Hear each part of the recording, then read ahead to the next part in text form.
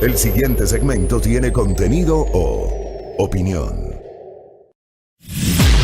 La entrevista en A Primera Hora. Analizamos los hechos del momento junto a sus protagonistas.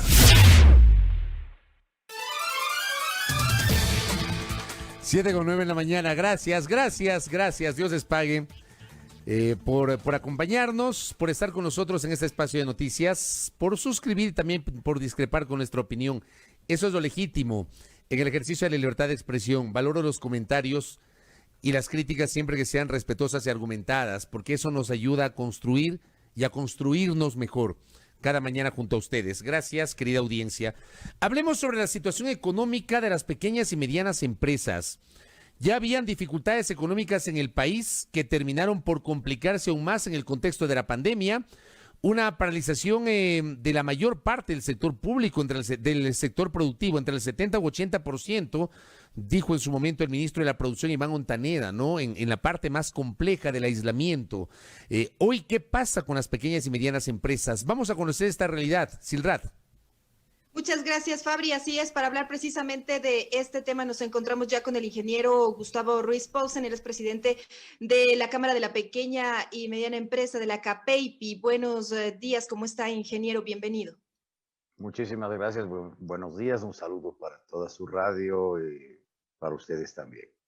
Muchas gracias. Bueno, iniciamos preguntándole cuál es la situación actual de las pequeñas y medianas empresas en el país, a cuánto ascienden las pérdidas también en el sector. Bueno, hay cálculos diversos, ¿no? A este momento nosotros estamos trabajando en más o menos 50%. Esa es la capacidad productiva que tenemos ahora. Unos porque por las dificultades intrínsecas de la pandemia y otros porque realmente el mercado se ha reducido tanto y no se necesita trabajar más, o sea, no se requiere trabajar más. Es más o menos lo que las pérdidas son incuantificables de este momento. Les digo sinceramente, cada día hacemos cálculos y son diferentes porque obviamente dentro de la pequeña y mediana empresa hay muchos sectores productivos y englobar toda la problemática de cada uno de ellos es muy difícil, pero las pérdidas son muy cuantiosas.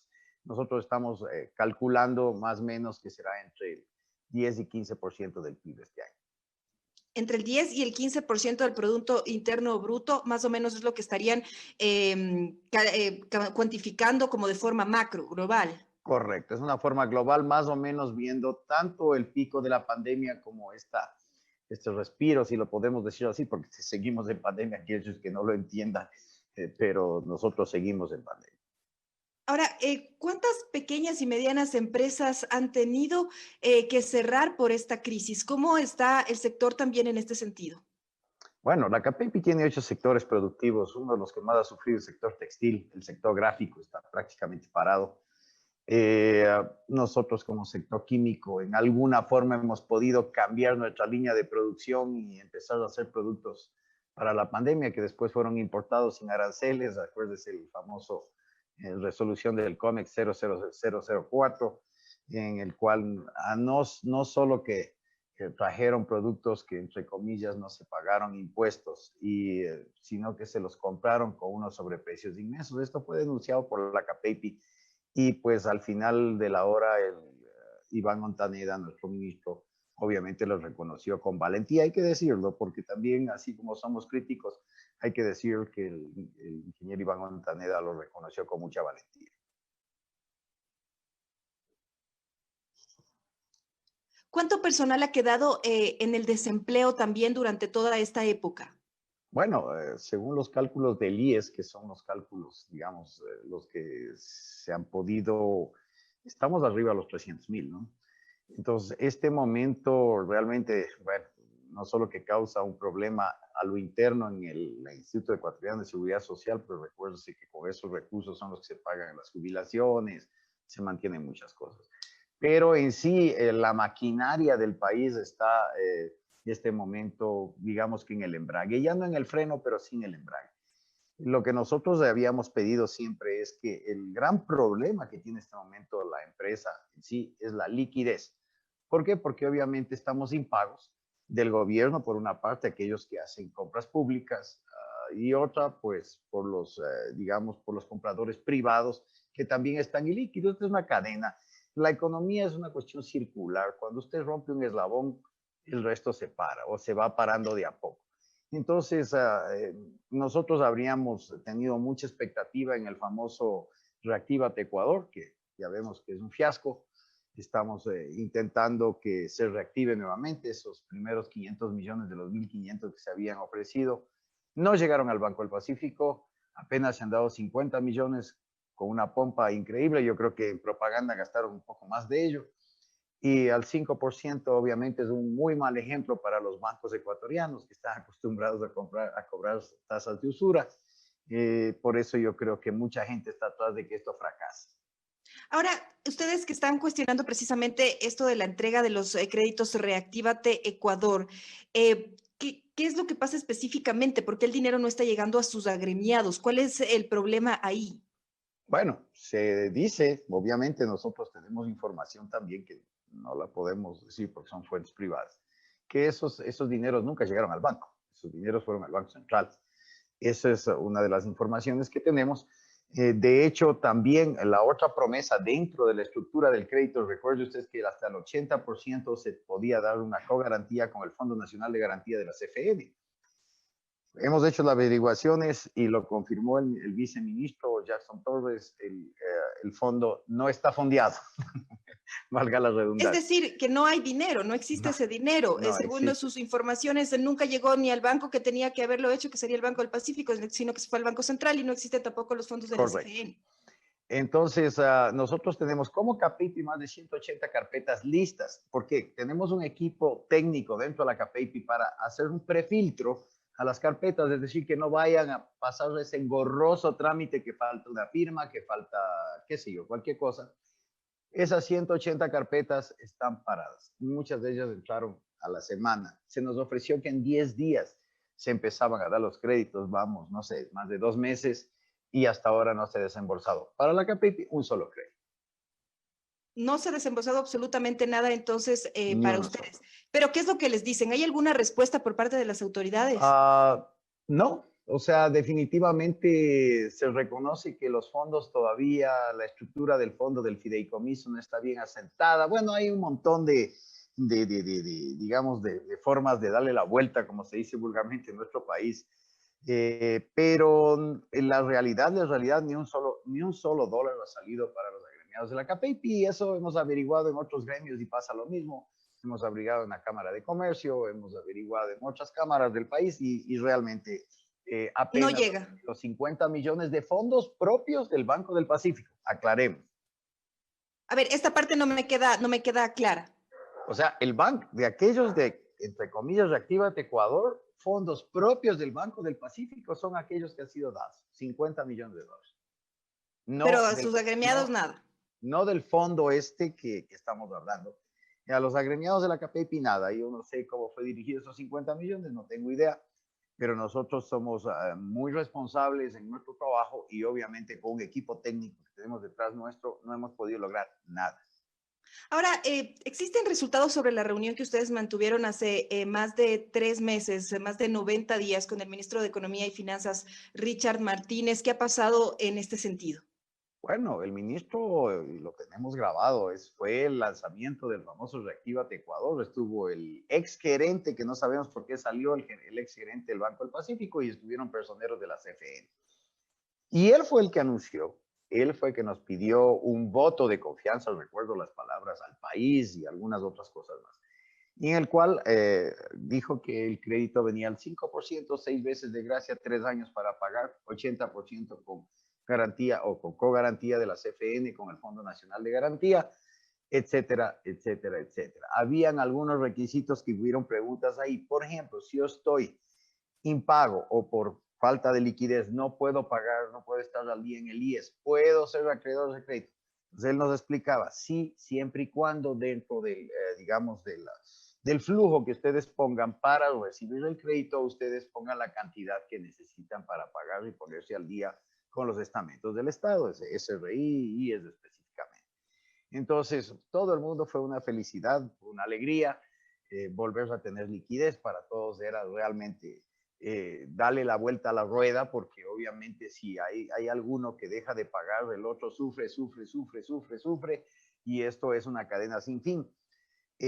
Pero no, lamentablemente no, yo creo que fue más una cuestión política, digo, no quiero calificar a nadie, pero hasta el momento el famoso crédito Reactívate Ecuador no es una realidad. Ahora, tal vez ustedes se han vuelto a reunir con el ministro de Industrias y Producción, Iván Montaneda. ¿Cuál ha sido también la respuesta a su sector desde ese lado? Bueno, nos reunimos hace 2 semanas exactamente con el viceministro Jackson Torres. Hubo los reclamos de mi parte y de parte de todos los directivos de la CAPEIPI. Él se comprometió en formar mesas de trabajo, las cuales nosotros en 3 días ya entregamos nuestros delegados a cada mesa dependiendo de la experticia que tiene cada uno de ellos. Hasta el momento no tenemos respuesta de cuál es la contraparte que tenemos en el Ministerio de Industria. Es una pena porque yo creo que el ingeniero Jackson Torres es un hombre inteligente y le he pedido que esto, y todo el mundo ha pedido que esto es una cuestión urgente y reurgente. Necesitamos nuestra contraparte para sentarnos y realmente mostrarles ya en físico lo que tenemos, ¿sí? Y por qué no se han dado los créditos. Bueno, y no solo esto, porque también había una mesa de compras públicas. Hay muchos problemas en compras públicas, en el famoso CERCOP, hay un nuevo director. En todo caso, esperamos, él estuvo presente. ¿Cuál es el problema ahí en compras públicas? ¿Qué es lo que está pasando? Mucho, de hecho yo no soy experto en compras públicas porque gracias a Dios hace 8 años lo hice y casi quiebro, entonces decidí no hacerlo más. Entonces, por ejemplo, lo que se queja mucho de nuestros socios es la famosa designación del VAE, Valor Agregado Ecuatoriano. Es una fórmula compleja y simple al mismo tiempo, en el cual los importadores ponen un VAE alto porque le ponen una cajita, una etiqueta, etcétera. Como de producto nacional, para tratar de que las compras públicas se le den a los importadores. Exactamente. Entonces, ese cálculo es mal hecho. Lo que le hemos propuesto al nuevo director es que conjuntamente con la CAPEPI busquemos una nueva fórmula. Directora, ¿no? Porque regresó Silvana Vallejo. Sí, ya. Bueno, últimamente regresó, pero antes estuvo Ordóñez, creo que es el apellido. Sí. Para buscar una nueva fórmula que realmente, y además otros veedores, que entre esos seamos las cámaras, no exclusivamente la CAPEIPI. En el mundo entero donde se hace compras públicas, las cámaras son aquellas que verifican el valor agregado de cada uno de los países. Pero ahí el pedido sería para las autoridades para que prioricen de alguna manera el producto nacional, ¿no? Que sería, correcto. Y es lo que dice la ley. Mire, Salta, el comercio suma, la industria multiplica. Son dos conceptos diferentes. Entonces, lo que nosotros estamos buscando es que el Ecuador tenga prioridad, especialmente en esta pandemia. ¿Cuándo más? En esta pandemia donde necesitamos sostener empleos, por Dios. Nosotros no dinamizar somos además la economía, ¿no? Priorizando lo nacional. A veces se nos ve a los empresarios como los crápulas que queremos botar gente, pero en una industria preparar una persona nos lleva entre 4 y 5 años. Eso no se lo bota a la calle. Por Dios, no es fácil. No sé, en el comercio tal vez sea un poco más fácil, digo yo, pero en industria no. Nosotros necesitamos una experticia de cada uno de nuestros trabajadores en cada puesto de trabajo. Entonces, lo que nosotros tenemos que hacer en este momento es sostener los empleos. Y para sostener los empleos necesitamos dinamizar la compra, tanto pública como privada en este país. O sea, nosotros mismos comprarnos a nosotros mismos. Ya el Ecuador no es el país de hace 50 años, tenemos calidad. El Ecuador es uno en todas las cuestiones que exporta en este momento, tanto en las grandes líneas como en las pequeñas líneas, que son elaboradas de chocolate, etcétera. Somos considerados productos de boutique. Nosotros no somos considerados productos que se vende en un mercado, qué sé yo, local. O sea, somos productos de boutique. Tenemos harta calidad. En la CAPEIPI hemos hecho énfasis en la calificación de sistemas de gestión de calidad, ¿sí? Ya muchas de las empresas de la CAPEIPI tienen una ISO, tienen una BPM, que es una buena práctica de manufactura, etcétera, porque nosotros entendemos que la única manera de competir el país por el hecho de ser dolarizados es con calidad, no por precio, ¿sí? Entonces, si nosotros hemos hecho ese esfuerzo, alguien tiene que apoyarnos, por Dios. El Ecuador muestra su cara hacia el mundo como productos de calidad. Ahora, quisiera trasladarle una de las preguntas que nos están haciendo los internautas. Las microempresas deben pagar el 2% adicional del impuesto a la renta. ¿Por qué no se dice nada de esto? El SRI tiene cerrado el sistema, no se puede declarar y resulta que los 13 meses abren y debes desembolsar todo de una sola vez. Por lo menos mensualmente se puede dejar un saldo, pero de esto nadie dice nada. ¿Qué es lo que pasa por ahí? Bueno, yo le digo sinceramente y con todo el respeto al internauta, nosotros microempresas no estamos especializados, somos pequeña y mediana empresa, pero en todo caso sí conozco la problemática de la microempresa porque estamos rodeados de mucha gente que quiere crecer y nosotros apoyamos. De hecho, los sistemas, especialmente el sistema del SRI, ha fallado mucho. Por ejemplo, hubo una resolución en la cual se puede, digamos, aplazar en algunos casos o diluir la deuda por varios meses. El sistema no responde cuando uno se coloca las cantidades que se va a diferir los pagos. Lo mismo pasa en el IES. Nos han dicho que los sistemas se están acoplando, que es una cosa difícil, etcétera, pero que están en eso. Y para el amigo internauta, si algún día venga la CAPEIPI, crezca y deje de ser micro y venga a ser pequeña empresa, nosotros estamos invitando a aquellos microempresarios a que vengan a ser pequeña empresa con estructura. Y ya brevemente, para cerrar por tema de tiempo, ¿cuáles serían ya específicamente los pedidos concretos del sector? Habíamos hablado del tema de crédito Reactívate Ecuador que no ha llegado. También sobre el tema de la compra pública. ¿Qué otros pedidos concretos están haciendo ustedes? Facilísimo. Vaya usted a la esquina de su casa o a la esquina de cualquier parque de Quito y usted va a encontrar el contrabando a la orden del día. Sí, mientras nosotros pagamos impuestos, estamos complicados en pagarlos, pedimos que nos difieran a 6 meses, 8 meses, 12 meses, pero lo cumplimos, sí, porque esa es nuestra obligación. Aquí nadie está queriendo saltar la obligación. Pero usted en la esquina de su casa encuentra cigarrillos, camisetas, gorras, bueno, y mamaderas. Yo he visto ahora hasta mamaderas que andan vendiendo alcoholes que no se sabe de dónde provienen, geles que no se sabe de dónde provienen y un montón de cosas, caramelos en fundas que no tienen nombre, no tienen apellido. Entonces, si nosotros no controlamos el contrabando de una manera realmente rígida, ¿sí? Tiene que ser rígido. En los países de primer mundo, usted contrabandea y va preso. Aquí no he visto ningún preso por contrabando, ¿sí? Entonces, si no se da ese ejemplo, aquellos que pagamos impuestos, si ya estamos golpeados por un lado, seguimos siendo golpeados porque son de países que no tienen marca, son de países que no se tiene control de calidad. Nosotros cumplimos normas, más de 55 normas de calidad en el país y no podemos competir con productos que no tienen una marca, que no tienen un origen, etcétera. Nosotros exportamos. La CAPEIPI, el 8% de sus socios son exportadores. Entonces tienen que darnos ahorita una prioridad para que el resto también siga entrando a hacer exportación. El país se salva simplemente trayendo divisas, no sacándolas. Entonces la forma más rápida es a aquellos que están produciendo y tienen productos de exportación de calidad, incentivarlos para que estos puedan llegar esos dólares de vuelta al país y se dinamice la economía. Muchas gracias, le agradecemos, ingeniero Gustavo Ruiz Paulsen, presidente de la CAPEIPI, por esta entrevista, por conversar con nosotros. Sirrat, muchísimas gracias a usted y le agradezco muchísimo por esta invitación. Siempre a las órdenes.